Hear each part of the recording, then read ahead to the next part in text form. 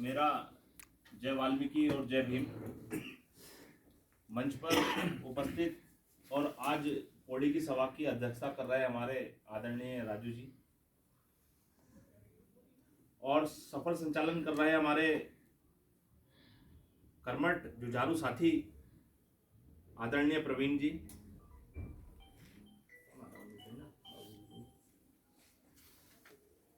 हमारे पौड़ी से ही सम्मानित साथी जो काफी जुझारू हैं, जिन्होंने कल अपने वक्तव्य में अपने संघर्ष को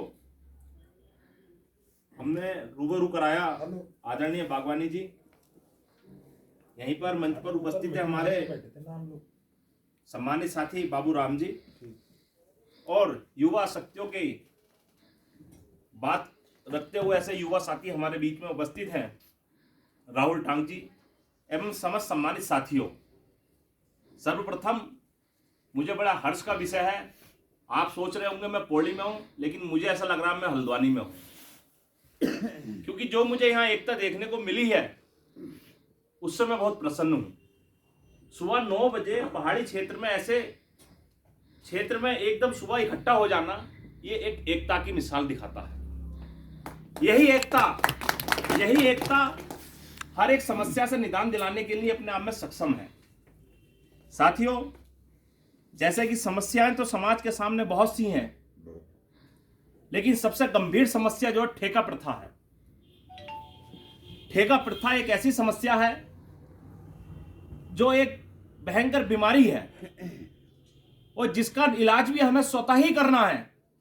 अगर हम ये सोच के चलें कि इसका इलाज या कोई भी प्रकार की सरकार हो या कोई अन्य साथी या कोई अन्य लोग करेंगे, तो ये अपने दिमाग से हमें निकाल देना चाहिए। इस बीमारी का इलाज हमें स्वतः ही करना पड़ेगा।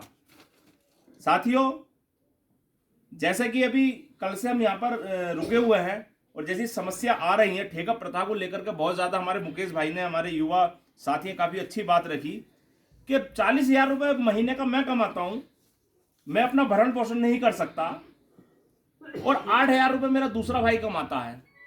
अब 40 और 8 में 32,000 रुपए कहां जाना है, यह सोचनीय विषय है। ये 32,000 रुपए कहां जा रहे हैं? ये कहीं ऐसा तो नहीं कि हमारे जो ठेकेदार हैं, हमारे समाज के ठेकेदारों को, दलालों को दे रहे हो कि भाई तुम शांत रहो, ठेका प्रथा चलने दो। ये 32,000 का आकलन हमें करना पड़ेगा। हमें सरकार से दो टूक बात करनी पड़ेगी कि जब आप 40,000 रुपए मुझे दे रहे हो, ठेकेदार को आप कितना दे रहे हो? वो उतना पैसा एक सीधे डायरेक्ट आप कर्मचारियों को दीजिए। आप बिचौलियों की बात करते हैं कि बिचौलिया हम खत्म करेंगे, तो जब बीच का बिचौलिया जो ठेका ले रहे हैं, हर शहर में, हर नगर निगम में अलग अलग कंपनियों के ठेके हैं, भाई उस ठेके को समाप्त कीजिए। और वास्तव में अगर कोई भी सरकार हो, वो कर्मचारियों की हितैषी है, वाल्मीकि समाज की हितैषी है, तो इस ठेका प्रथा को खत्म करना पड़ेगा। साथियों, मेरी मातृशक्ति, हम सुबह 4 बजे उठ गए थे तो हमें झाड़ू लगाने की आवाज आ रही थी, तो हमें हमारे आदरणीय संस्थापक महोदय जी ने कहा करके बाहर जो है हमारे कर्मचारी काम कर रहा है। हम कमरे में ठंड में कांप रहे थे, हम ठंड में रजाई में कांप रहे थे और ठंड का वो महसूस कर रहे थे, लेकिन उस दर्द को हमने उस वक्त महसूस किया। जो भी मेरी मातृशक्ति या मेरी भाई या मेरा बहन वहां पर झाड़ू लगा रहे थे कि वो ठंड में 8,000 रुपए में ही वो सफाई कर रहा होगा। ऐसी ऐसी समस्याएं, हम ऐसे दर्द को झेल रहे हैं, महसूस कर रहे हैं और विश्वास दिलाते हैं। आशा के साथ आए, विश्वास लेकर के आप लोगों का जाएंगे। जो आप हम पर विश्वास करेंगे, आदरणीय अध्यक्ष जी पे विश्वास करेंगे, उस विश्वास पर हम खरे उतरने का कार्य करेंगे। साथियों, जैसे कि कुछ लोगों, कल हमें पता चला था कि हमारे ऊपर, हमारे आदरणीय अध्यक्ष जी पर आरोप लगाया गया कि उनके तो ठेके खुद के चल रहे हैं। लेकिन हम साथियों, साफ साफ बता देते हैं कि समाज का कोई भी साथी हो, चाहे वो हमारा विपक्षी हो, हम उसके साथ कंधे से कंधा मिला के खड़े हैं। ये पेपर साथ में सबूत है। आदरणीय के ऊपर मारपीट की गई, लेकिन हमारे संगठन ने आदरणीय के पक्ष में पुलिस अधीक्षक को लेटर दिया और कार्य किया, उसमें हमने उसको गिरफ्तार कराया।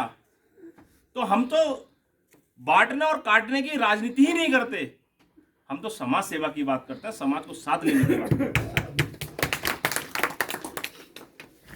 मेरे साथी कह रहे हैं कि समान वेतन पे साथियों आपको अवगत करा देता हूं, उत्तराखंड प्रदेश का कोई सा भी ऐसा संगठन नहीं होगा जिसने हाई कोर्ट में रिट दायर नहीं की हो। लेकिन आदरणीय अध्यक्ष महोदय जी ने 2 नगर निगम 1 नगर पालिका को लेकर के रिट दायर कर रखी है। कम से कम समान वेतन तो दे दीजिए।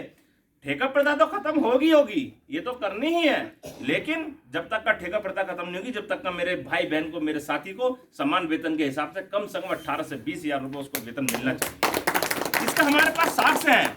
ऐसा नहीं हम हवा में बात करना। हमारे अमित जी ने काफी बातों को कहा है, इसमें आप उठा सकते हैं। किसी भी साथी ने अगर किसी भी, ये नहीं कि हल्द्वानी की, इतने सारे लेटर हैं, ये आप देख सकते हैं, कहीं का भी लेटर उठा करके देख सकते हैं कि हमने इसमें कार्रवाई की है।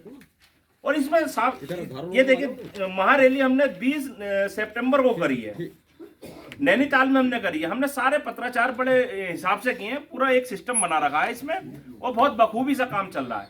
लेकिन हमें एक समर्थन की आवश्यकता है साथियों। समाज की बात को हम रख रहे हैं तो समाज को साथ लेने की बात जो हम कर रहे हैं, जब तक का समाज हमारे साथ नहीं होगा, जब तक हम किसी भी काम में हम सफल नहीं होंगे साथियों। चाहते तो हम भी हल्द्वानी में बैठे रहते। हम पौड़ी आने का हमारा मकसद क्या था? हम उत्तराखंड के जगह जगह नगर पालिका और नगर पंचायतों में और नगर निगमों में जा रहे हैं, लेकिन मेरी मातृशक्ति, मेरे भाई और मेरे बहनों का दर्द हमें देखा नहीं जा रहा है साथियों। हम ज्यों जैसे आगे बढ़ते जा रहे हैं, हमें समस्याओं का अंबार दिखता जा रहा है, हमें दर्द दिखता जा रहा है। उस दर्द को हम अपने सीने में उतारते जा रहे हैं साथियों। ये हम विश्वास दिला देना चाहते हैं। एक मन बना लिया है, ठेका प्रथा के साथ हम उसको नहीं रहने देंगे, नहीं रहने देंगे। किसी भी हद तक हमें जाना पड़ेगा, और उसके लिए हम सबको एकजुट होना पड़ेगा। बदलाव साथियों तभी आ सकता है, बदलाव किसी एक से नहीं आ सकता, बदलाव एकता से आ सकता है। एक और एकता में बहुत फर्क होता है, और जब तक हम एक नहीं होंगे, सारे कर्मचारी, हमारे साथी हमारे अभी बता रहे थे, पर्यावरण मित्र का नाम दिया, बहुत सही बात कही उन्होंने। पर्यावरण मित्र तो भाई गिद्ध को कहा जाता था। अरे एक सैनिक शहीद होता है, उसे शहीद का दर्जा दिया जाता है। मेरे सफाई कर्मचारी कई बीमारियों को लेकर के अपनी पूरा जीवन नहीं जी पाते, वो अपनी पूरी अवस्था को नहीं जी पाते। हमारे समाज में एक नौकरी मृतक आश्रित के नाम से 2-2, 3-3, 4-4 पीढ़ियों तक जाती है।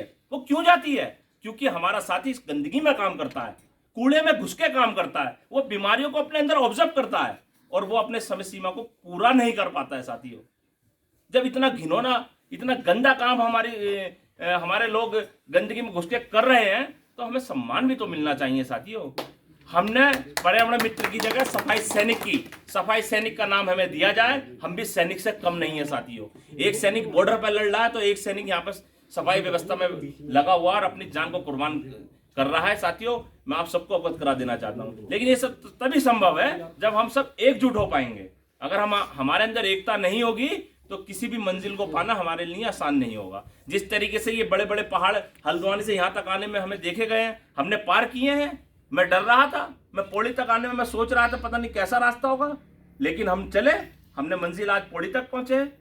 तो पड़ाव तो काफी आएंगे, ऐसा नहीं है पड़ाव नहीं आएंगे, उन पड़ाव को हमें पार करना पड़ेगा। लेकिन वो तभी संभव है जब आप सब साथियों हमारा साथ देंगे साथियों। मैं अपनी बातों को ज्यादा नहीं बोलूंगा, आगे आदरणीय अध्यक्ष जी और संस्थापक जी काफी विस्तार से बताएंगे। अपनी बात को यहीं विराम करता हूं। धन्यवाद।